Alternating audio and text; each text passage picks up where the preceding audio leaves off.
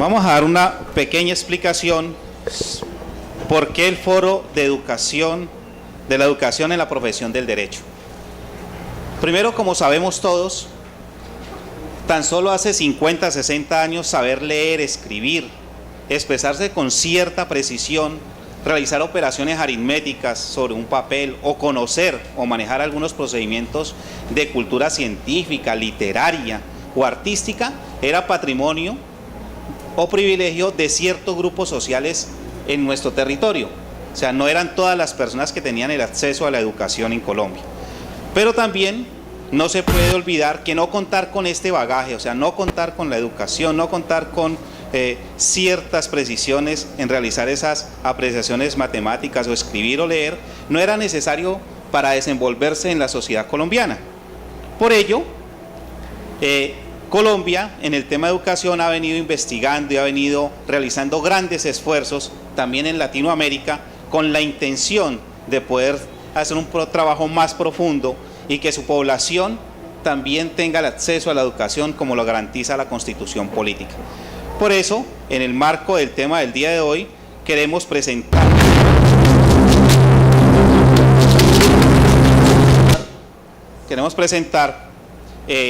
un video que nos va a referenciar o nos va a hacer referencia sobre la educación y cuál es el contexto de esa educación dentro de la profesión del derecho. Entonces, por favor, les tengo la amabilidad de invitarlos a que escuchemos, por favor, al doctor Carlos Gaviria frente a este pequeño mensaje de educación. Gracias.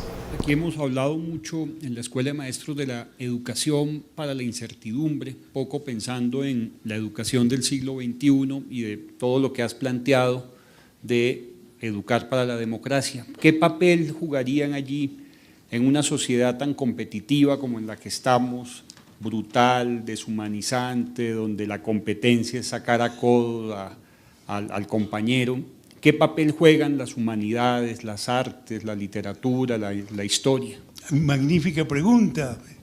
Y es esta. Yo creo que tú la tienes ya la respuesta, pero quieres posiblemente que yo razone un poquito más en ese sentido. Es lo esencial.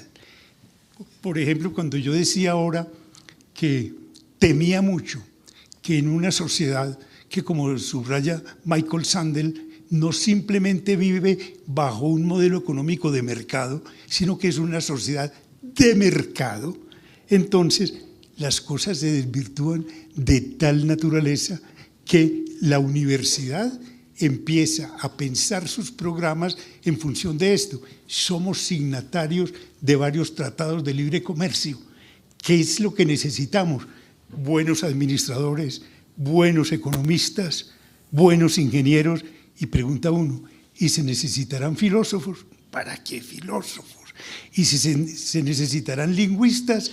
¿Para qué lingüistas? Ese es el temor mío, ¿no? Entonces las universidades van plegando sus propósitos, sus programas, sus instrumentos a ese tipo de sociedad. Hoy pensaba, y a propósito de esta situación tan vergonzosa que vive la justicia, en que este mismo señor Robert Hutchins, que habla de la Universidad de Utopía, tiene un bello capítulo porque él era abogado, que es la Escuela de Derecho de la Universidad, donde él lo que sostiene es lo siguiente: las facultades de Derecho enseñan a hacer memoriales, eso se lo pueden enseñar en cualquier instituto técnico, a hacer buenos testamentos, ¿no? El compromiso de las facultades de Derecho es humanístico y por tanto sería ¿para qué el derecho? ¿Por qué hay derecho en la sociedad? ¿Qué función cumple el derecho? ¿Cierto? Problemas históricos, sociológicos, etcétera. Y por cierto, y esto es lo que viene más a propósito de esta vergüenza que estamos viviendo de magistrados que obran es en función de intereses particulares y de sus propios intereses y no de la justicia, de abogados que dicen que sí que cobran 4.000 millones de pesos y que eso que tiene, que eso está muy bien, que Robert Hutchins dice que alguna vez lo visitó, él era profesor de Yale, abogado, como les digo, pero ¿con qué concepción del derecho? Lo visitó un antiguo discípulo de la Universidad de Yale en Chicago y Hodgson le preguntó, dígame Ricardo, ¿es cierto lo que me cuentan que en Nueva York hay gente que ejerce la abogacía por plata? Con eso le digo, pues, qué es lo que yo pienso que significan las humanidades en una universidad. Son la esencia de la universidad. Bueno, como hemos escuchado al doctor Gaviria frente a las palabras de la educación y por qué es esencial la educación en la profesión del derecho. Para ello, entonces hemos invitado a unos profesionales en derecho y también a sus estudiantes para que hablemos sobre lo que es la educación en la profesión del derecho. Para ello, entonces presentamos al doctor Miguel Ángel Arias Vaquero, abogado, magíster en criminología y gestión pública, especialización en derecho administrativo, derecho disciplinario y contratación estatal. La doctora Orfa Margarita Giraldo, docente, decana de la Facultad de Educación de la Universidad Libre, doctorando de la Universidad de Baja California en México, y a nuestros estudiantes Carlos Rojas, de quinto año, estudiante de la Universidad Libre, y Alejandro López, también de quinto año de la Universidad Libre, para que nos hablen un poco sobre la educación en la profesión del derecho. Muchísimas gracias a la Universidad Libre y a COFADE, a la Asociación Colombiana de Facultades de Derecho, por invitarnos a hablar del derecho y la educación. Básicamente este es un tema que nos ha ocupado durante mucho tiempo. Y qué mejor que hacerlo en este recinto junto a gente que algunos ya están fungiendo como abogados, otros van a fungir como tal. Y en un momento tan difícil, tan complejo para nuestro país como es el que estamos viviendo en este momento. Un momento de crisis, un momento que yo lo resumo, pues después de oír uno el contexto del maestro Carlos Gaviria, quien todos hemos escuchado con tanto cariño y yo tuve la fortuna de tenerlo como maestro mío, y siempre será un grato recordar un gran hombre de las leyes, un gran humanista y un gran magistrado. Quiero empezar con una frase que dijo el fiscal Jaime Camacho, siendo casi las 3 de la mañana del viernes amanecer sábado, en el proceso que le están adelantando a un ex magistrado, expresidente de la Corte, el doctor Ricaurte. Dijo, nunca antes a tan alto nivel se había prostituido tanto la profesión de abogado y el ejercicio de la magistratura. Ese es el panorama en que estamos inmersos hoy, como estudiantes de derecho, como abogados. Y yo creería y querría resolver tal vez conjuntamente con ustedes 2 o 3 preguntas, es las mismas que me hice yo en el año 1979 cuando empecé a estudiar mi carrera. ¿Para qué viene una facultad de Derecho? Lo decía Carlos Gaviria. Yo creo que no puedo tener tan claro que para qué la gente hoy en día viene a una facultad de Derecho, pero les puedo expresar para qué yo llegué a una facultad de Derecho y parte de nuestra generación. Jamás pensé en enriquecerme. No era, o sea, yo tenía claro que el derecho no me iba a enriquecer, que tenía que estudiar derecho en una sociedad que está plagada de leyes, en la que todo está regulado, en la que es imposible moverse sin conocer la estructura y el manejo del Estado. Entonces, me encantaba pensar en eso. Me fui a estudiar a una universidad como la San Buenaventura, donde yo creo que pues era una universidad de estrato 6, yo no lo era de estrato 6, pero dije, tengo que hacer el esfuerzo, y estudié para aprender, para formarme en un tema como las humanidades, para entender el Estado, para entender todo el tema de la formación de la ley, pero no para enriquecerme. O sea, jamás me imaginé que con esa carrera yo pensaba, si uno estudia medicina sí puede hacer plática, si uno estudia ingenierías puede hacer dinerito, pero con el derecho yo me imaginaba eran los juzgados, dando vueltas con zapato grueso, con pinta mensajero, como decía yo, porque los abogados somos mensajeros calificados. Y recuerdo mucho, y quiero porque quiero invitarlos al positivismo. O sea, aquí no vamos a pensar que nosotros somos los pecadores de esta sociedad, ni vamos a cargar un Cristo que nos pertenece a todos como sociedad.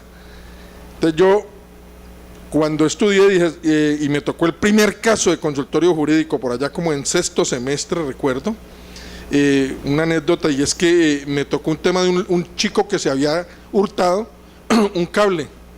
Se hurtó un cable y entonces me decía, yo lo hurté porque yo tuve que hurtarme un cable para efectos de poder pagar una consulta médica de mi esposa que estaba en embarazo y debía salir de lo que en ese momento era un puesto de salud. Entonces se lo hurtó y me dijo, pero eso sí, el que dice que me vio, no me vio. Él nunca me vio. Él le está mintiéndole a la justicia. Oiga, y tenía yo era un cuil cagado. Y entonces se me presentó mi primer disyuntiva jurídica, ¿qué es este tema de la ética? Ese tema que es tan complejo. Y yo dije, ¿lo defiendo o lo jodo? Y me fui para donde mi profesor del consultorio y me dijo, ¿quién le hace más daño a la sociedad? ¿Un hombre que pone a trabajar todo el aparato de la justicia a través de una mentira? ¿O un hombre que se sustrae un cable porque tiene una señora por allá que debiera tener el servicio de salud gratis, se lo están cobrando y necesita sacarla y se sustrajo eso sin violencia y sin nada? Dirímalo usted, me dijo. Yo lo defendí, lo saqué. Y a partir de ese momento supe que me había puesto a estudiar una carrera que no era fácil, que era muy compleja, llena de complejidades, porque nosotros los abogados atendemos la sociedad misma, los seres humanos, con todas sus complejidades. Entonces supe que esta carrera, el que quiera estudiar Derecho para enriquecerse, que es lo que han hecho algunos sinvergüenzas, que hoy nos tienen entredicho a nosotros como abogados, esa gente no le enseñaron a robar en la universidad. Yo no creo que le hayan enseñado a robar en la sociedad. A uno nunca le dan clases de robar 1, robar 2, cohecho 3, cómo hacer estructuras criminales 4, eso no lo ve uno, eso lo ve usted cuando sale a la calle y usted tiene un afán de lucro, usted tiene un afán de un reconocimiento social. Y también, y hablo por los altos togados de este país, porque esa puerta giratoria en este estado la tenemos que cerrar. Y es ese cuento de que tú me eliges, yo te elijo, tú me juzgas, yo te juzgo, yo te absuelvo, tú me absuelves. Si como sociedad no actuamos prontamente frente a ese tema, vamos a estar afrontando permanentemente circunstancias como las que estamos viviendo hoy. Para terminar y darle la palabra a mis compañeros, y seguramente retomamos el debate, les quiero decir que este tema se viene debatiendo hace muchos años. Yo estuve de decano de la Facultad de Derecho de la Universidad de Santiago, tengo un gran afecto por el doctor José Huber Salazar, el decano de ustedes, por el señor rector, el doctor Luis Fernando Cruz, también lo conozco hace mucho rato, tengo un gran cariño y afecto por ellos. Y les quiero decir que en este momento están en Bogotá reunidos con la Procuraduría, casi que la gran mayoría de decanos de las facultades de Derecho, visionando hacia dónde debe ir nuestra carrera. Pero les pido, y es la primera petición que les hago esta noche, es no sean ustedes voceros de las malas noticias de nosotros como abogados. Créanme que a los ingenieros se les caen puentes, créanme que a los médicos se les muere gente todos los días por falta de experticia, créanme que los ingenieros eléctricos tienen problemas. O sea, lo que pasa es que lo de nosotros a veces lo quieren visualizar como un problema inminente de la educación, y allí es donde vamos a empezar hoy el debate, porque con la doctora Gina Parodi en su momento lo tuvimos como decanos, y fue cuando ella creía que la educación se resolvía a través de decretos, desconociendo que la educación en Colombia empezó a tener una crisis, ya venía con una crisis muy antigua, pero se afianzó, se consolidó en el gobierno del doctor Uribe, cuando hicieron de la educación un numerito, un porcentaje. Entonces había que vivir con una vaina que nos tiene fregados como sociedad, y es que vivimos de los rankings y vivimos de los temas porcentuales. ¿Cuánta gente se está educando? Entonces se dañó la calidad de la educación y se olvidaron cosas de la educación. Ese es un primer punto, es no nos dejemos llevar por los temas mediáticos, y tenemos que repensar algunas cosas, pero los abogados, cada uno de nosotros define quién es uno como abogado. Si usted está aquí en esta facultad y quiere enriquecerse, yo lo invito desde ya y le digo 2 cifras que yo creo que usted debe conocer para terminar. Las carreras que tienen más acogida en la sociedad y son de más fácil ubicación y mejor remuneración, no está dentro de las primeras 10 derechos. O sea, si usted vino por eso a esta facultad, como todos los que estén, devuélvase. La primera es Geología, tiene el 88% de vinculación casi que inmediata y salario por encima de 3.5 millones, le sigue Medicina con 94.2% de demanda, Ingeniería Eléctrica 93.5%, Ingeniería de Minas, Estadística, Ingeniería de Telecomunicaciones, Química Farmacéutica, Ingeniería Mecánica, Ingeniería Eléctrica, Ingeniería Informática. O sea, les traje esta cifra porque me parece importante, porque como a veces hay gente que está pensando solo en el lucro y no en la formación, entonces es bueno que la tenga como un referente. Buenas noches, un saludo al profe. Estoy muy emocionado pues de que la universidad por lo menos ya se esté planteando este tipo de discusiones. Creo que son muy necesarias para comenzar a fortalecer pues la tarea de la educación aquí en la facultad. Yo me centraré más que todo en un aspecto fundamental, que es inicialmente lo que tiene que ver con la práctica y la teoría. Es decir, y aquí traigo a colación a Jaime Garzón, y es que lo que se está enseñando en las facultades de Derecho no va con relación a la práctica. Es decir, nos enseñan una teoría, unos formalismos jurídicos que no tienen nada que ver actualmente con lo que está pasando en la realidad jurídica del país y con lo que pasa realmente pues en el trabajo jurídico, ya sea en los juzgados o ya sea como litigantes. Entonces, lo que se está enseñando en las facultades de Derecho no va con relación a la práctica. Por eso es que uno se encuentra con amigos que ya han sido egresados de la facultad, inclusive te dicen, es que lo que me enseñaron en la universidad no va muy en relación con lo que pasa en la realidad. Yo aprendí Derecho es aquí en la práctica. Entonces, eso supone una gran dificultad para el proceso de aprendizaje para nosotros y nos plantea una reinvención de la universidad en términos pues de las facultades de Derecho. Eso como primer punto. Ya decía la directora de Colciencias, que ahorita no recuerdo el nombre, decía, tenemos aulas de clase del siglo XIX, tenemos profesores del siglo XX y tenemos estudiantes del siglo XXI. Otro problema, el problema de la pedagogía. O sea, no puedo entender que hayan profesores en las facultades de Derecho, entiendo que sí, son profesionales, que tienen un trabajo pues diferente a cualquier licenciado, pero no puedo entender de que hayan profesores en las facultades de Derecho que no sepan de pedagogía. Eso también plantea un problema fundamental, porque es que una cosa es tener el saber, tener el conocimiento, y otra cosa es saberlo transmitir. Entonces necesitamos un plan nacional de pedagogía en las facultades de Derecho para poder interrelacionar todo ese conocimiento que tienen los profesionales, los litigantes, que tienen los jueces, que nos dan clases en nuestras aulas, con relación pues con la transmisión del saber, ¿ya?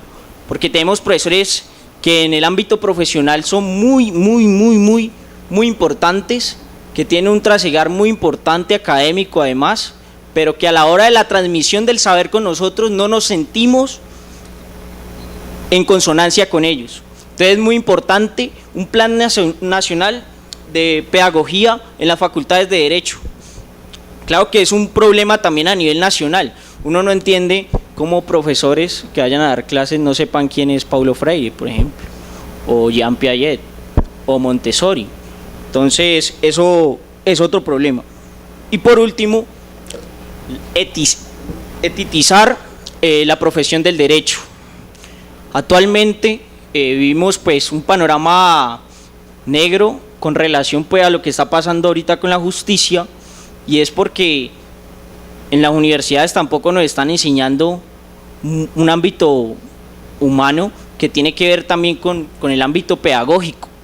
Es decir, también se debe incorporar un poco las humanidades y la formación del jurista integral para ser un buen profesional ético, ¿ya? No se le puede dejar solamente a las familias el ámbito de la educación, no. Yo creo que ahí tiene que la universidad, tienen que ver los maestros, los docentes, también tienen que hacer un proceso bien interesante, porque hay que apasionarse con la profesión docente. Mientras no podamos humanizar nuestra carrera de Derecho, no podemos pensar en algo que decía Mandela, que es la educación como herramienta de transformación del mundo. Muchas gracias. Confluyen en algo, y es hablar un poco de ética.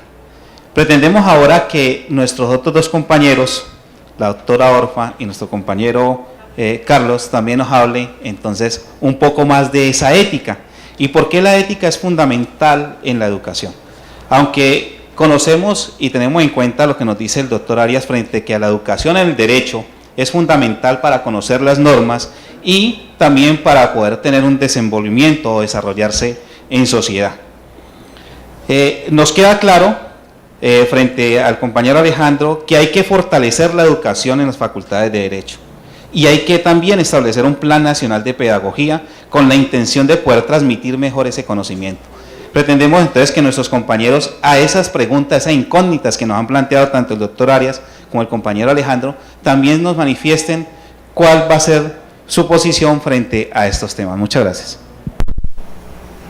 Buenas noches, mi nombre es Carlos Rojas, yo soy estudiante de Derecho de esta universidad, estoy en 5º año y yo sí quiero como dar un planteamiento un poco más problemático acerca de la educación y de la relación que tiene la educación, no solamente con el mercado y con la demanda profesional de abogados y con lo que está pasando con los delitos o los posibles delitos que se puedan estar cometiendo en las altas esferas de la justicia, sino con la relación que la misma educación, no solamente en las facultades de Derecho, sino en general, tiene con la economía, con la manera como en Colombia y como en Latinoamérica vemos el mundo, y cómo ciertos modelos educativos se están imponiendo en casi todos los países del mundo por el favorecimiento de un modelo económico que lo que busca es, como decía el doctor Carlos Gaviria, es que se formen profesionales para servirle al mercado y para contribuir a llenar esa demanda laboral. Y entonces se me viene a la cabeza el profesor X o Y que sale de la Facultad de Derecho, que posiblemente es un gran abogado civilista o penalista y que es muy exitoso y que gana mucho dinero, y para darse un poco más de prestigio viene a la Facultad de Derecho a dar su cátedra de Derecho Civil o Derecho Penal, que es lo que se ve mucho, ¿no? Casi todos los profesores que tenemos acá, que yo sepa, son hora cátedra y casi todos son litigantes. Muchos incluso hasta se atreven a decir, y lo he escuchado no solamente en mis clases, sino que me han contado otros compañeros que estudian Derecho en otras universidades que es una frase como muy utilizada, y es el que sabe litigar sabe Derecho. Como que simplemente el tema del derecho y el ejercicio de la profesión del derecho fuera un tema meramente económico. Un tema meramente en el que venimos acá a estudiar, aprendemos una cantidad de cosas, como decía el maestro Gaviria, técnicas, para salir a un mercado donde vamos a ganar dinero, y ese es el propósito y fin último de la existencia de todas las personas en el mundo. Y es lo que casi todo el mundo está pensando, no solamente en derecho, sino en la mayoría de las profesiones. Entonces, la pregunta problematizadora es, ¿eso realmente está bien? ¿Eso lo decidimos nosotros libremente o será que existen unas entidades, unas corporaciones, unos organismos, unos poderes económicos que nos bombardean permanentemente mediante los medios de comunicación, mediante la música, mediante las telenovelas, mediante el fútbol, mediante una cantidad de cosas que llevan a que nos comportemos de esa manera o realmente será una decisión libre de nosotros esto que está pasando en este momento en Colombia y en el mundo? Entonces yo digo, ¿de qué manera puede pedírsele a una sociedad que no existan personas corruptas que vayan por miles de millones de pesos, si lo que nos está diciendo el mismo sistema económico es que la vida misma tiene sentido solamente en la medida en que podemos conseguir dinero y comprar más cosas? Entonces, pues yo creo que ese es un tema que todos debemos evaluarnos, porque pues contrario a lo que muchas personas acá en la facultad, docentes y directivas de esta universidad en general dicen, de que que es un problema de 3 o 4 o 5 personas y que son ellos y todos los demás somos personas honestas. Yo creo que también todos tenemos responsabilidad en esto, porque es la construcción de la sociedad en la que todos debemos participar y no lo estamos haciendo. Nos estamos limitando simplemente a venir acá, a escuchar a un profesor, pasar la materia. Muchas veces ni siquiera nos interesa aprender, porque yo soy estudiante y a veces me ha pasado incluso, y debo decirlo con toda sinceridad, sino que nos interesa pasar la materia para graduarnos, porque además el espacio educativo se convierte en una especie de tormento, en una especie de tedio y aburrimiento en el que ni siquiera nos sentimos cómodos. Entonces yo sí quiero dejar ese punto ahí para que se empiece ahora el debate. Bueno, muy buenas noches. Debo iniciar planteando como dos momentos de la reflexión. En un primer lugar, quisiera decirle que aunque los medios se ocupan permanentemente del juez, del magistrado, del abogado corrupto, también los hay por centenares, hombres y mujeres que con una decisión judicial han puesto en riesgo su vida o las de sus familias. También los hay, yo conozco, les quiero mencionar 3 casos que conozco. Uno, en el año 87, una mujer magistrada de Medellín, que un día en sus oficios, en una cotidianidad doméstica, entra a la habitación de su hijo, un chico de 19 años, y para su sorpresa encontró muchos dólares y una arma de juego bastante poderosa, más allá que una arma corta. Esta mujer lo que ha podido hacer es simplemente ocultar eso, llamar a su hijo. Lo que ella hizo fue entregarlo a la justicia. Entregó a su hijo a la justicia para que le explicara a la justicia por qué en su casa tenía un arma de fuego y dólares a sus 19 años. Ese acto de esa mujer, que por supuesto tenía su vida destruida, su corazón, es un acto que muchos hombres y mujeres en este país también son capaces de tener ese nivel de eticidad en su vida. También conocí una juez en el centro del Valle, juez civil municipal, que contrario a todo lo que todo el mundo le dijo, profirió un auto para impedir que una escritura que estaba viciada de nulidad porque había sido hecha a través del constreñimiento para arrebatarle las tierras a un campesino, se atrevió a decretar sentencia y a que las tierras se le restituyeran a ese campesino. Para decirles que día a día hay hombres y mujeres que sí son capaces de superar aquel principio, aquel verso de la canción que no sé si ustedes han escuchado, Oropel: amigo, ¿cuánto vales, cuánto tienes? Principio de la actual filosofía. Esa filosofía de que el tener define la vida de las personas aplica para muchas personas, pero también hay personas para las cuales no aplica. Y aquí quisiera plantear el primer planteamiento es decirles, no nos dejemos llevar porque a esa sábana blanca de la justicia han vertido hollín, y hay muchos que la están destruyendo, pero que también tengamos claro que la justicia tiene que ir más allá de los hombres y mujeres, y que hay hombres y mujeres que están haciendo un sano, bello y heroico ejercicio del derecho y de la justicia. Es en un primer lugar. En un segundo lugar, yo quisiera hacer un planteamiento desde el asunto personal. Yo creo que hay responsabilidades de todo nivel, y las responsabilidades institucionales o de estructuras y superestructuras quizás nosotros no podamos asumirlas, ni tenemos por qué asumirlas.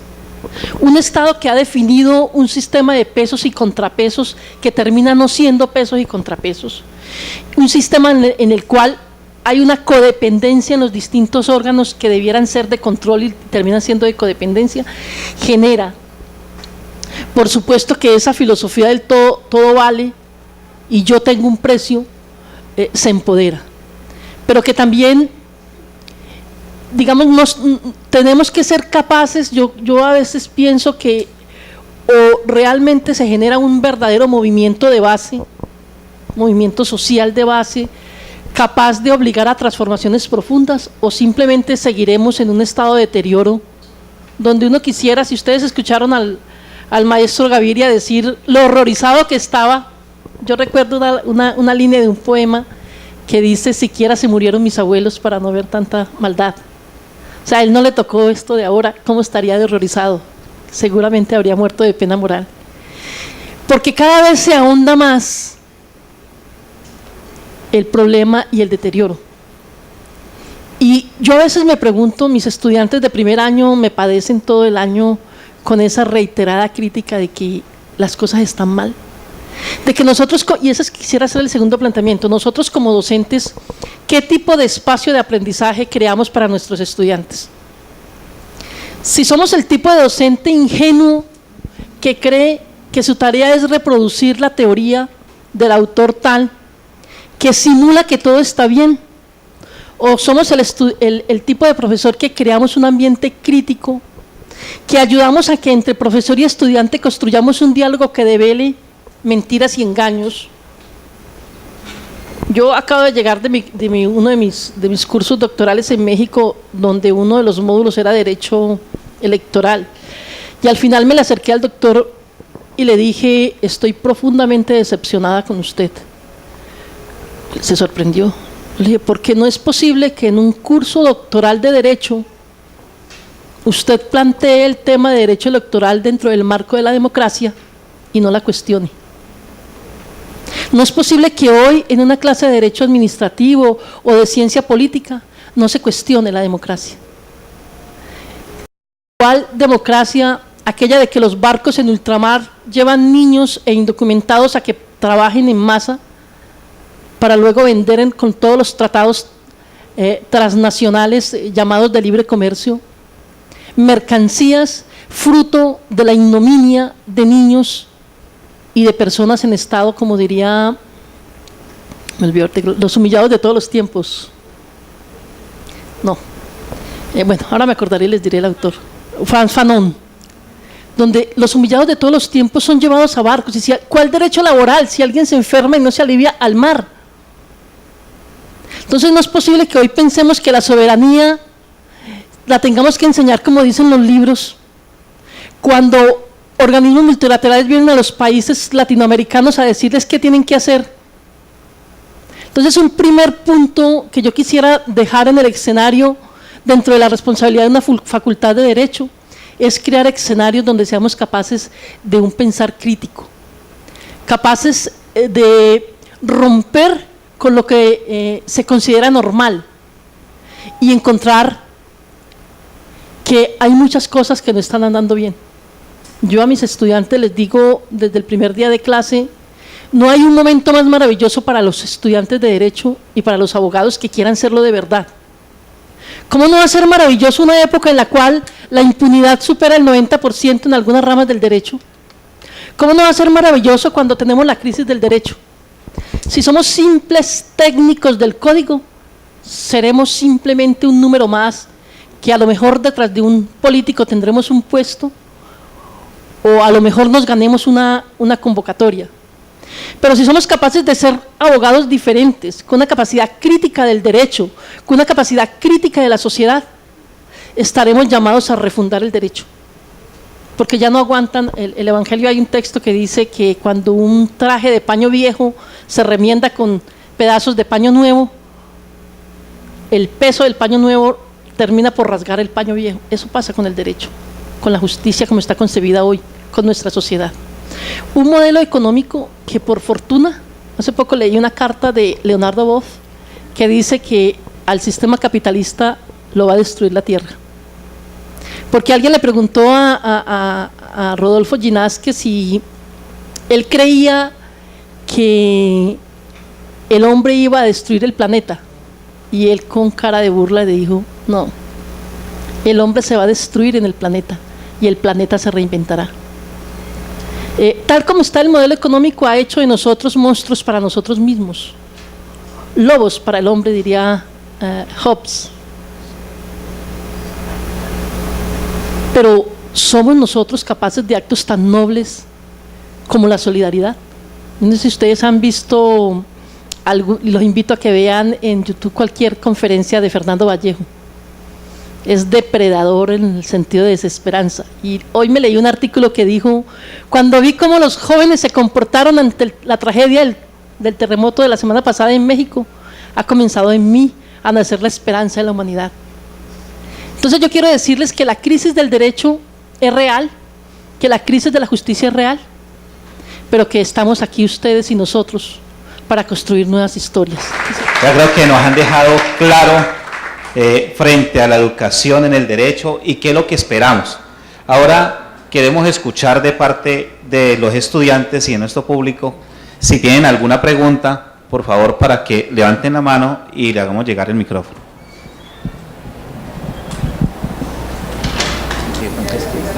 Buenas noches. Ahora sí.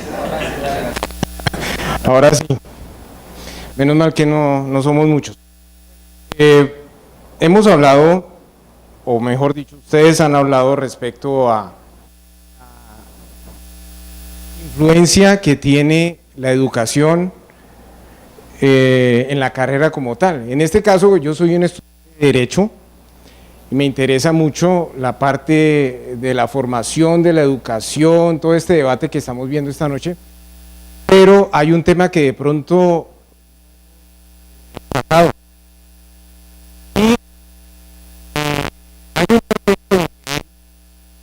que es el proyecto de ley 95 de 2016 del Senado, donde se propone que para que una persona que haya obtenido el título de abogado pueda ejercer esta profesión, tiene que pasar con un mínimo del 60% en aprobación de la prueba del ICFES, del Saber Pro, ¿correcto? Analizando un poco esto y viendo el problema que hemos tenido con este magistrado Ricaurte y con el exfiscal Moreno, yo me preguntaba, ¿cuánto habrán sacado ellos en esa prueba? O de pronto no la presentaron. Pero ¿será que eso arregla nuestro problema? El problema, la crisis que tiene el derecho actualmente en nuestro país. ¿Será que presentar y aprobar una prueba, obtener unas excelentes calificaciones, van a arreglar este problema que tenemos? Yo pienso que este es un problema de ética. Muchas veces el abogado se tiene que ver enfrentado a resolver problemas que no solo van por el lado del derecho, sino por el lado de la moral, de la ética como tal. Porque hay cosas que no están escritas. Y esa formación ética y moral no está escrita. Y ese es un tema que a veces como que se olvida también en las universidades. Mirar, hay estudiantes que hacen trampa, hay estudiantes que presentan exámenes, sacan buenísimas notas, otros que sacan 3, pero en la vida real vemos otra cosa. Vemos que muchas veces el que llega con trampa es el que obtiene algunos logros y el que no, pues le ha costado más trabajo. Y ser honesto en este país, desafortunadamente, tiene un precio. Usted mismo lo decía, lo que le costó a esa madre tener que entregar a su hijo a la justicia, sabiendo que su hijo había hecho algo mal. Y yo pienso que eso es algo que nosotros también debemos discutir, debemos analizar a cabalidad, porque el abogado no solo está formado por su conocimiento, por todo ese cúmulo de experiencias que labran aquí en la universidad y en su vida, sino también en su formación ética y moral. Muchas gracias. Al respecto, decir dos cosas. Una es que no es que vaya por un lado el tema del conocimiento y por otro lado el tema de la ética. Yo creo que está bien tener que dar cuenta de nuestros conocimientos, pero por supuesto es esencial una sólida formación ética, que su proceso inicia desde que es un bebé y que atraviesa toda la vida. Pienso que somos sujetos en construcción permanente y todos los días nos estamos haciendo a nosotros mismos en la dirección que decidamos o que a veces la vida nos coloque.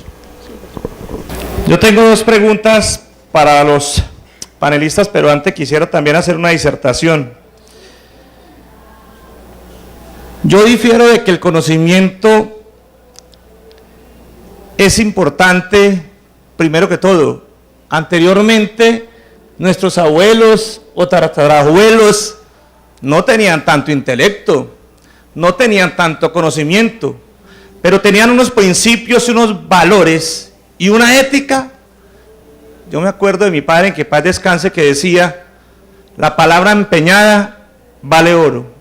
Y antiguamente lo que ellos decían: yo le presto a usted, doctor, 100.000 pesos, y no necesitaban firmar una letra, no necesitaban firmar nada. Y el día que dijo, tenga. ¿Será que es muy difícil volver a eso? Pero mientras seguimos con los medios de comunicación, mientras seguimos con el capitalismo, mientras seguimos con todas estas situaciones, va a ser difícil. Y por eso yo tengo 3 disertaciones respecto a la universidad, y específicamente a la universidad libre. Acá tenemos que volver, primero que todo, a conocernos nosotros mismos, a enseñarnos quiénes somos nosotros como personas, porque llegamos acá de diferentes partes, pero ni siquiera saludamos al portero, ni siquiera tenemos esas relaciones entre nosotros seres humanos, y le damos más importancia a esto que llama atril que a nosotros como personas. Y la primera crítica para la universidad es: hagamos de este campus universitario seccional Cali que hablemos el mismo idioma, porque aquí hay unas islas en un gran océano. Aquí no hay una organización desde el consejo directivo hasta el portero. Acá el decano o el censor o el secretario general o la presidencia o el rector o el decano de tal o X o secretario, etcétera, o el consultorio jurídico, cada uno cree tener la última palabra. Y no hay un engranaje total para decir uno como estudiante: hombre, acá se respira unilibrismo, humanismo, se respira muchas cosas, porque acá a veces se ha perdido eso. Entonces, que en la universidad hablemos eso, capacitemos a las secretarias, capacitemos a nosotros mismos, porque el trato que nos dan a veces a nosotros es indignante y es hasta humillante a veces lo que uno tiene que hacer para reclamar un derecho. Entonces, primero, conozcámonos nosotros mismos y recuperemos ese humanismo. Lo segundo, enseñémonos a conocer la historia. Y por allá decía un dicho: el que desconoce su historia está condenado a repetirla. Y yo veo a los estudiantes que llegan acá y uno les habla a veces, los profesores que sus clases dan y le corresponden, pero acá les habla uno a veces del Frente Nacional, de Galano, algunos no lo conocen. Acá habla de muchas situaciones de la historia de Colombia, de lo de las bananeras, y estoy seguro que muchos de los jóvenes de hoy en el diurno, ahora en el nocturno, le preguntamos eso: ¿y eso qué es? Entonces, volvamos a recuperar la historia. Si recuperamos la historia, nuestro pasado, volvemos a tener un gran legado para eso. Entonces, primero, recuperar y conocer nosotros mismos, el humanismo. Segundo, conocer nuestra historia en muchos aspectos. Y el último, diría yo, es la autonomía universitaria.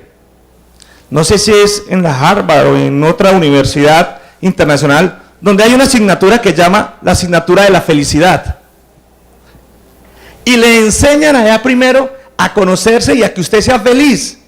Y ahí sí sobra lo que decía el doctor que inició este panel, de la plata, del facilismo, de que es que yo tengo que primero satisfacer unas necesidades. No, satisfagámonos nosotros. Aquí será que se puede crear unas cátedras y haber una verdadera autonomía universitaria, porque no la hay, porque estamos enmarcados en un currículo que tenemos que presentar al MEN, pero también tiene que haber una autonomía. En todas las universidades e instituciones educativas hay una autonomía, pero ¿será que tenemos autonomía en nuestra universidad libre para crear algunas cátedras de crecimiento personal, de la felicidad, de conocimiento? Es decir, acá salimos nosotros sabiendo mucho o no sabiendo nada, eso depende de cada cual, pero enseñarnos a ser personas, enseñarnos a ser humanos, enseñarnos a tener esa sensibilidad, eso lo hemos olvidado. volvamos a ser sensibles. Cuando nosotros como personas, como estudiantes, como hombre o mujer, volvamos a ser sensibles y volvamos a sentir y tener esa capacidad con el entorno, con la familia, con el hermano, con el amigo, ahí volvemos a cambiar este país. Mientras no tengamos sensibilidad, mientras no conozcamos nuestra historia, mientras no tengamos la autonomía y no empecemos nosotros a humanizarnos, de nada va a servir por más que queramos hablar en este hermoso país llamado Colombia y en esta Universidad Libre, Seccional Cali, que muchas cosas están fallando. Buenas noches, mi nombre es Geraldine Castañeda. Y bueno, como lo han reiterado nuestros panelistas, la doctora Orfa, el doctor Arias, Carlos y Alejandro, hay que repensar en derecho y las facultades. Entonces, ¿qué sería repensar en derecho? Sería reinventar, iniciar, cambiar el pensum, la facultad. También, como lo plasma la doctora Orfa, de adquirir esa responsabilidad y nosotros los estudiantes de hacer espacios de crítica. ¿Cómo sería posible? ¿Cómo haríamos? Pienso que hay como unos 4 o 5 momentos importantes que uno podría construir. Uno recuerda ahora una frase de la obra del alcalde Salamea que dice: un pueblo tiene el gobernante que se merece. Yo siempre digo a los estudiantes, un estudiante tiene el docente que se merece y un docente tiene el estudiante que se merece. La relación docente-estudiante es bidireccional. Yo creo que un grupo es capaz de moldear a un profesor y un profesor pues hace lo propio, intenta moldear un grupo. Entonces yo pienso que la relación, cuando se trasciende el ejercicio meramente académico de unos contenidos y unas notas y se construye una relación más desde el pensar, ese es un primer escenario básico y necesario. Hay un segundo momento que me perdonan ustedes, pero los coloco en responsabilidad de cada estudiante. ¿Qué lecturas hace? Hay un ejercicio que quienes han pasado por el sufrimiento les hago cada año y es un ensayo autobiográfico. Yo podría decir, ¿se acuerdan, cierto? Si ustedes se acuerdan, más del 70% de los estudiantes llegan aquí leyendo a Paulo Coelho. Y eso está bien, y contribuiría, al menos eso se espera, que ayude a ser mejores personas. Pero esa no es lectura intelectual, esa es lectura de ser mejor persona, de divertimiento, llamémosla como queramos, con nivel de respeto, pero no es lectura intelectual.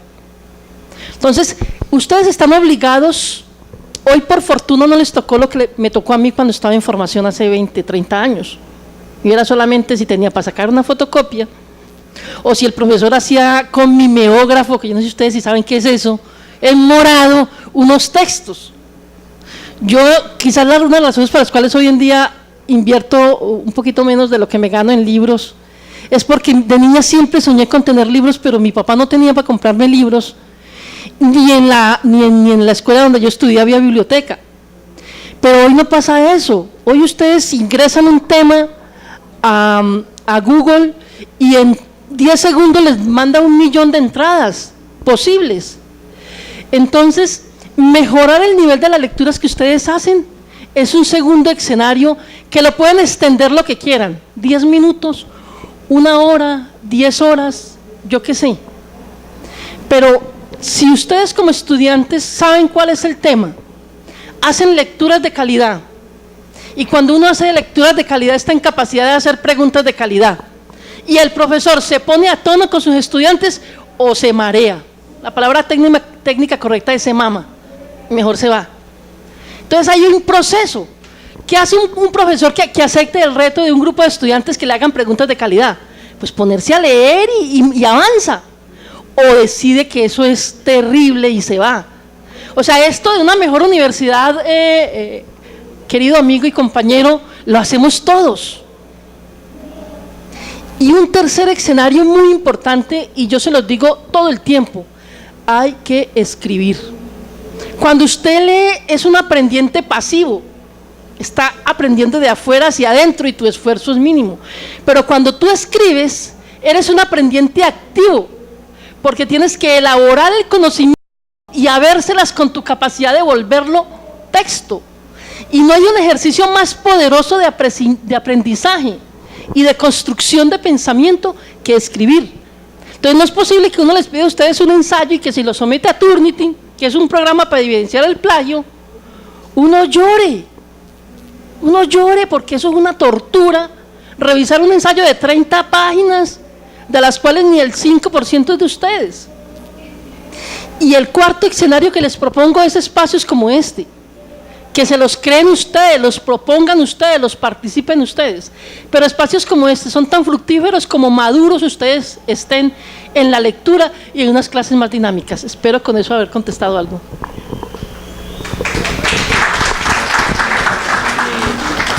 Muy buenas noches para todos, compañeros. Soy estudiante de maestría. Me place todavía tener a la profesora por acá. Hoy me invitaron por acá a escucharlos. Doctor, comienzo lastimosamente enfrentándolo a la realidad. Son un promedio de 90 millones que han invertido en mi bolsillo para llegar a maestría. Eso es un ejemplo para ahí, sin contar los pasajes, los míos y todo lo demás. ¿Ya? Y algo más. Hoy en día, la última reflexión que hizo la doctora es lo que nos invocan los profesores de maestría. No sean pasivos, sean activos. ¿En qué sentido? De que todo sea de allá para acá y acá para allá. Eso es la invitación que están haciendo. ¿Por qué cogí esta cartillita? Creo que eso fue hace como 2 años que se hizo la acreditación. ¿Cómo estaban los directivos de la universidad? Corriendo por aquí porque venían los pares, corriendo por acá, eso, todos les regalaban gorra, les regalaban camisa, a todo, porque venían los pares. Y necesitamos la acreditación en ese entonces. Bueno, estos espacios se prestan para tener una nueva creación de imaginación, de profesionalismo. Por eso mismo es bueno que sigan participando. Lastimosamente eran muy pocos, de los compañeros la mitad se iban, cuando les decían, vea, bajen, que hay un foro, todo el mundo de entrada firmaba la asistencia y ¡shup!, salía volando. Ahorita que estamos en maestría, decimos, menos mal que no los perdimos de esa. Y cuando inviten a los profesores, que vienen a veces profesores de extranjero, aprovechen a vivir esas historias de vida, cómo lo hacen, cómo lo pasivan y todo. ¿Por qué? Porque la idea de todos los maestros es que se le queda una semillita, y eso es lo que están haciendo hoy, creando una semilla en ustedes y en mí también, aunque yo ya un poquito avanzado, pero también. Una semilla es la diferencia entre que ustedes lleguen a ser unos magistrados que ganen mucho dinero porque invirtieron, o unos magistrados que se untan con el trabajo social. La profesora, no por tirarle flores que está aquí, ella le encanta hacer trabajo de campo en las comunas, en Siloé y todo. Otros dicen, no, yo para el distrito no voy, yo por allá no voy. Si desde aquí está diciendo no voy, está cerrándose. Vea, el coordinador de la Casa de Justicia de Agua Blanca, el doctor Valencia, eso allá es un semillero donde ustedes conocen cómo el derecho, cómo la necesidad de que se vuelva este foro y los profesionales futuros se vuelvan personas humanas. Es donde el personal, muchas veces allá le toca que hiciera a uno, a los que van a hacer el consultorio jurídico, les toca decir, vean, tengan para las copias, tienen que hasta poner para el bolsillo porque esa gente así no tiene ni para las copias, ni nada. Pues digo, aprovechen cada semillero, cada foro, no se lo pierdan. Ese que se para y se va y bueno, no, ya firmé la asistencia y todo. Estas cosas son alimento para el futuro. Y así esa semillita de mostaza, me tomé mal el tiempo, pero pues quería decírselo a ustedes. Esta semillita para los que se quedaron van a disfrutar de los frutos más adelante. Dios los bendiga a todos. Yo quiero terminar antes haciendo unas breves reflexiones para dejarles como un pensamiento para que ustedes mismos se reten. Uno siempre anda buscando a quién echarle la culpa de las cosas en este país. Nosotros somos expertos como colombianos en encontrar todas las responsabilidades en las instituciones y en los demás. Antes que certificar una institución, certifíquese usted en alta calidad. Y la primera pregunta que usted se debe hacer cuando está estudiando cualquier cosa, yo también tengo maestría, ¿por qué está aquí? ¿Y a qué vino aquí? Si usted no tiene claro eso, empiece a pensar que está haciendo algo que a lo mejor ni le gusta ni le va a servir. O sea, si usted debe tener claro, el derecho es para trabajar con la comunidad, es para trabajar con la sociedad, es para servir. Habrán efectos posteriores, como decía el compañero, cuando uno llega a magistrado, pues usted se ganará unos buenos recursos más que merecidos. Pero mejore sus calidades. La maestra decía, la doctora decía, ¿qué lectura están leyendo? ¿Qué están haciendo los muchachos que leen? A mí me tocó también como decano muchas veces preguntarle a la gente, ¿usted qué ha leído? Recuerdo una cosa, y era que nadie había leído cuando entró a la universidad más de 4 libros. Nadie, y eran libros de esos de novelas. Entonces uno va viendo que tenemos un proceso, un problema de malformación en la casa. Pero ¿saben una cosa? Esa malformación, claro que este es un Estado, para complementar lo que dicen los compañeros, este es un Estado que tiene su manoseo en la sociedad, la manosea y la va a manosear siempre. El Estado está para eso, precisamente para manosear la sociedad. Pero es uno el que decide no dejarse manosear. La gente de mi época, nosotros fuimos rebeldes y éramos cuestionadores, siempre decíamos ¿por qué? ¿Para qué? ¿Cómo así? No, un momento, o sea, no tragábamos entero. Y resulta que ustedes, esta generación que tiene el conocimiento, un chip, que nosotros, decía la maestra, nos toca irlo a buscar a la biblioteca y sin recursos, y ustedes tienen el conocimiento, un chip, pero a veces no tienen las ganas a un chip. Ojalá las ganas las tengan más cerca que el conocimiento, porque ustedes pueden acceder a lo que a nosotros nos fue esquivo. El sueño de mi vida era tener todos los códigos, nunca los pude tener cuando estudié, los vine a tener afuera. Ustedes los tienen en 5 segundos, la pregunta es, ¿y los usan? Yo tengo compañeros, y con eso quiero dejarle una revelación profunda, la mitad de los que estudiaron conmigo nunca ejercieron la carrera, nunca fueron a un juzgado, llevan 50 años sin leerse en una jurisprudencia, y tienen el título de abogado. Esa gente no son abogados, han sido servidores públicos, les da pena. Entonces yo digo, si usted no es abogado para litigar, si usted no es abogado para escribir, si usted no es abogado para dar clases, ¿usted para qué estudió Derecho? Y yo conozco compañeros que manejan taxi, estudiaron Derecho para manejar taxi, hermano. Y también conozco abogados que no saben redactar un memorial, pero saben manejar un maletín. Porque aquí también hay el roscograma de la justicia, y eso no es de ahora, eso lleva años. Aquí hay jueces que han vendido toda la vida las providencias, y eso nos aburre a veces a los que litigamos. Porque también hay un tipo de ciudadano que necesita es ganar, no quiere el derecho, no quiere la justicia. Lo contrata a usted y le dice, yo quiero es ganar. Entonces usted le dice, pero ese caso yo lo veo pues haciéndole un análisis fuerte. Yo creo que es muy poca las posibilidades que usted tiene de ganar en derecho de ese caso. Porque usted violó la ley, porque están las evidencias en contra suya. Pero usted quiere ganar, entonces ¿sabe qué le dice usted al abogado? Dígame qué hay que hacer. Y entonces en Colombia, que nos criamos con una punta de dichitos, entonces aquí hay abogados que le dicen, mire, a mí usted me paga el 50%, que son 30 millones, pero hay que llevarle 30 al juez y con eso arreglamos el proceso.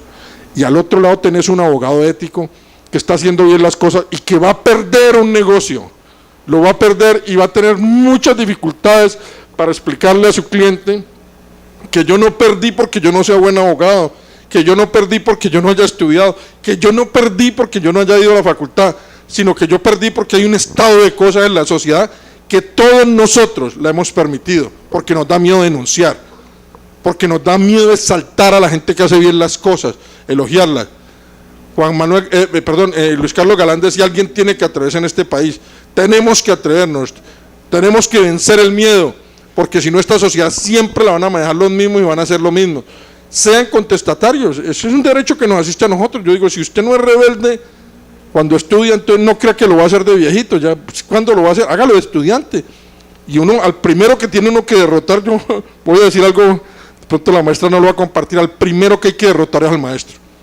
Cuando uno es estudiante, al primero que hay que derrotar es al maestro. Y ustedes que están tan cerca del conocimiento, qué bueno ese debate. Los maestros, los buenos maestros, les encanta la fricción, les encanta el debate. porque ahí se crece y se construye nuevo conocimiento. Aquí ya no se viene a recibir clases teóricas a la universidad, aquí se viene a aprender en conjunto. Pero entonces nos obliga a eso, y en una sociedad en que estamos más enamorados del celular, que estamos más enamorados de la plata, que nos gusta más oír a Julio Sánchez Cristo que irnos a leer un libro, que nos informamos leyendo El País o El Occidente. Y aquí hay gente que le replica uno al otro día, y si sabes qué pasó y no dónde lo leíste, y ya lo creyó, o le crea al WhatsApp, un chisme de WhatsApp, y al otro día lo replica. Entonces, yo cuando hablo a veces con los amigos míos que van a abogar, digo, ¿cuál fue la última jurisprudencia que te leíste? Tengo amigos, créanme, tienen título e incluso fungen como tal, y se leyeron la última jurisprudencia de 10 años. No conocen que este país cambió. Si usted se metió a estudiar Derecho, tiene que saber que esta carrera se estudia todos los días y nunca se termina de aprender. Y si usted estudió Derecho para administrar el negocio de su familia, debió haber estudiado Administración de Empresas. Ahora, si lo estudió por cultura, chéverísimo.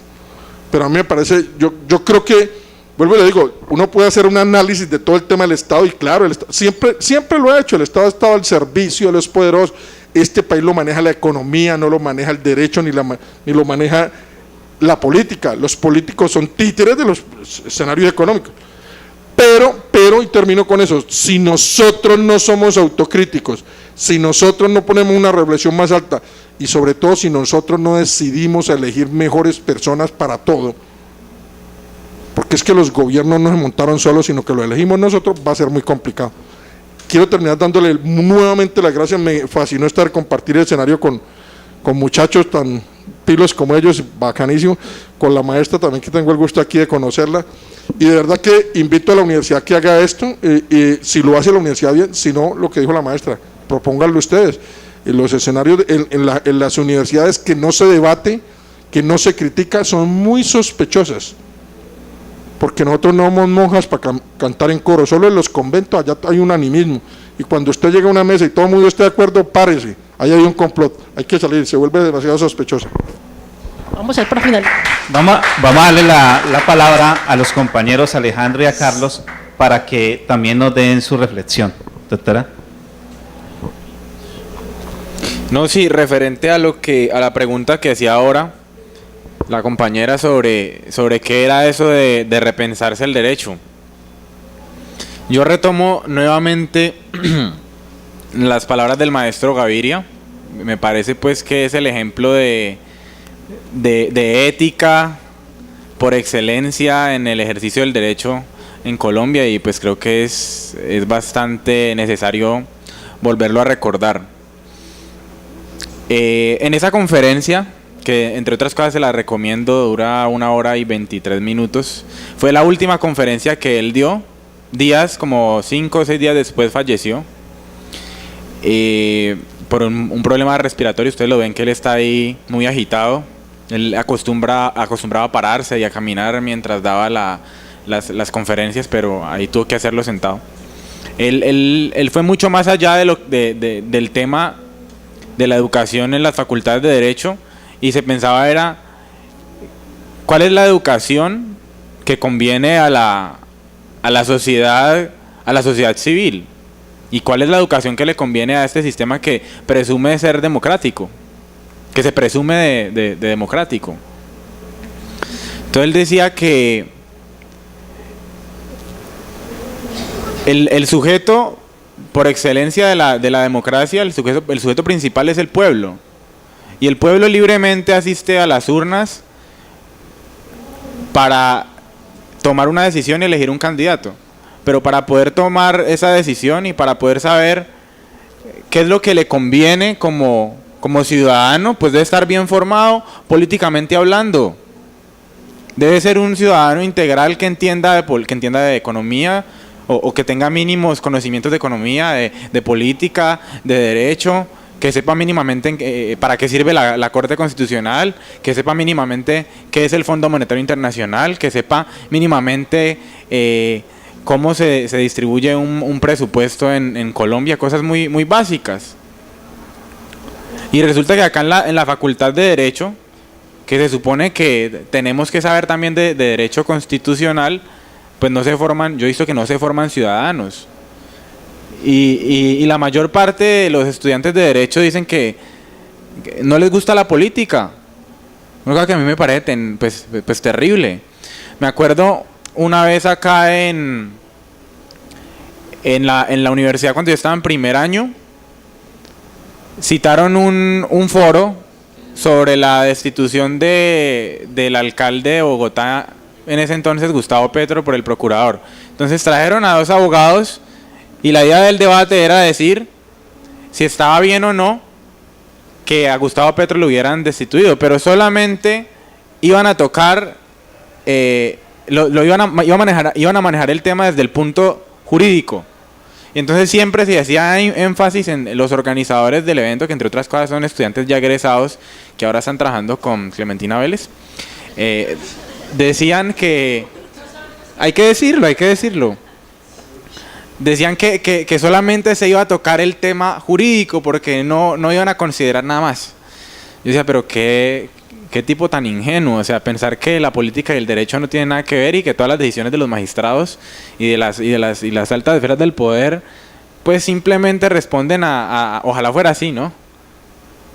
Temas que las decisiones fueran 100% jurídicas, 100% tomadas en derecho y que no hay intereses y que no hay nada más. Entonces, si los estudiantes a las universidades vienen a replicar eso y se comen el cuento de que la cosa es así, pues esto no va a cambiar nunca. Si no hay formación de ciudadanía y si no hay formación de sujetos políticos conscientes que critiquen al Estado, que critiquen a los políticos, que critiquen a los medios de comunicación y que se planteen una sociedad nueva, que exijan una educación de calidad, pues no va a pasar nada. Por ejemplo, a mí me parece tenaz que acá en el Valle del Cauca, en la ciudad de Cali, no exista una facultad de Derecho pública. O sea, hay en Medellín, hay en Bogotá, hay en Bucaramanga, hay en Popayán, hay en Pasto, hay en todas las principales ciudades del país. En Cali no tenemos facultad de Derecho pública. Gracias. Para culminar, yo sí quería hacer un apunte en razón de la corrupción. La corrupción es algo que permea a toda la sociedad. Y no es que ahorita sea menos que antes. Mi abuelo sí cumplía su palabra en todos los negocios. Pero por fuera del matrimonio yo tengo 3 tíos, por ejemplo. Entonces, ¿esa sociedad será que era menos corrupta que esta? La corrupción es algo consustancial al modelo económico. Mientras nosotros tengamos un modelo económico que privilegia a un mínimo sector de la población en deterioro de los demás, va a ser una sociedad tremendamente corrupta. Así hagamos aquí todos los planes de ética, así pongamos aquí en la universidad la materia ética. Es un problema cultural, un problema que tiene que ver con los medios de comunicación, con la educación, con la religión, que entre otras cosas hoy por hoy también son corruptas. Entonces, mi invitación es que sí, hay un modelo económico y el Fondo Monetario Internacional, el Banco Mundial, genera todas las directrices económicas en materia de educación y nos dicen cómo debe ser la educación y cómo deben formarse los estudiantes de Derecho en la universidad y cómo deben formarse los ingenieros y demás. Pero ese espacio y ese escenario que hay entre el profesor y esa interacción con los alumnos debe ser una interacción totalmente democratizadora. Es decir, que mientras el profesor está en la clase y dice, yo soy el único que sé, tenemos que pararnos todos nosotros y decirle no, nosotros también sabemos, nosotros también podemos aportar y decirle, tenemos que participar. ¿Cómo nos enseñan democracia y no participamos en clase, por Dios? ¿Cómo nos enseñan democracia y solo la palabra del profesor es la que vale? No, lo decía Estanislao Zuleta, y con esto termino, la democracia no solamente es un modelo de gobierno, sino también un estilo de vida. Muchas gracias. Bueno, perdón, William, pero no te la rebajo. Solo quiero decirles 2 o 3 cosas. Una es que me siento profundamente orgullosa de escucharlos a ustedes, porque necesitamos más estudiantes capaces de construir ideas de la madurez y del tamaño de estos jóvenes. Y decirles que hay un espacio todos los miércoles de 5:30 a 6:30 que se llama Semillero de Investigación Berta Cáceres, adscrito al grupo de investigación Ignacio Torres, que ya hoy salió los resultados de la convocatoria de Colciencias de 2017 y está bien calificadito, está en A. De tal suerte que están invitados el Salón 1 de 5:30 a 6:30 todos los miércoles. Allí hacemos 3 cosas: escribimos, y hay jóvenes que ya están publicando en revistas indexadas, participamos en procesos de investigación y hacemos trabajo con comunidades. Ahora tenemos 2 retos hermosísimos. Uno es que estamos acompañando e impulsando la Mesa de Paz del Distrito de Agua Blanca. Pasado miércoles tuvimos reunión con más de 40 organizaciones y es un reto hermosísimo donde vamos a necesitar estudiantes, todos los que quieran, para hacer una cantidad de cosas bellas. Tenemos un trabajo pendiente en la cárcel de Jamundí, necesitamos gente para hacer un trabajo allá bellísimo, y en la Comuna 20. Así es que bienvenidos, y creo que con esto ya vamos por finalizado. Muchas gracias. Bueno, jóvenes, un placer poderlos tener aquí y poder tener a nuestros panelistas. Le damos finalizado entonces al foro de educación en la Facultad de Derecho o en las facultades de Derecho. Muchas gracias por su asistencia.